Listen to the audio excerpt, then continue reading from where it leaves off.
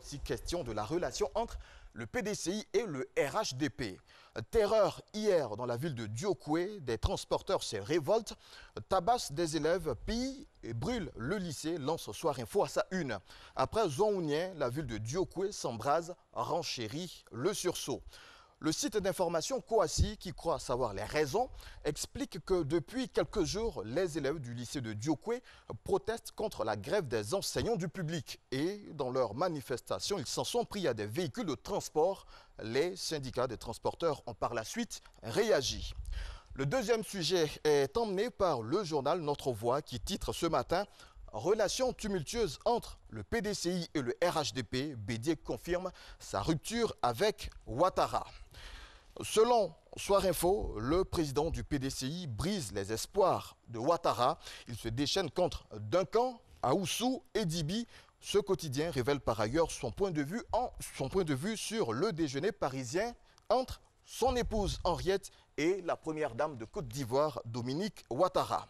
Le Jour Plus veut y croire et son titre à sa une en est une parfaite illustration. RHDP, Bédié Ouattara, la paix des grands encore possible, avec une image montrant les deux hommes, l'un à côté de l'autre, main dans la main, formant un point levé vers le ciel.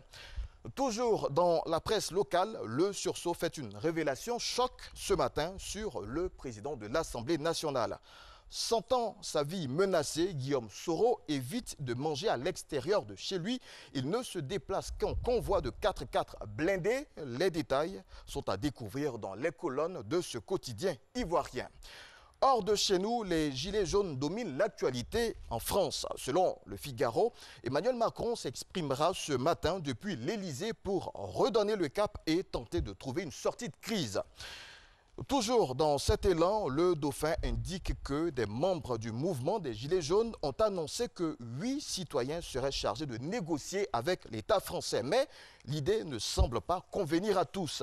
Une pétition a ainsi été lancée hier pour désavouer déjà cette délégation. Eh bien, cette pétition a reçu plus de 300 signatures.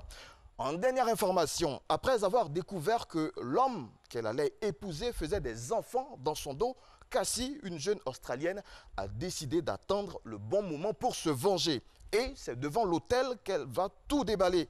Juste avant le fameux oui, la jeune dame sort son téléphone et se met à lire devant toute l'assemblée médusée chacun des textos échangés entre son futur époux et sa maîtresse. Le visage de ce dernier qui affichait au début de la cérémonie un large sourire va s'assombrir petit à petit. Finalement, le compagnon infidèle va prendre la fuite, avec lui son témoin.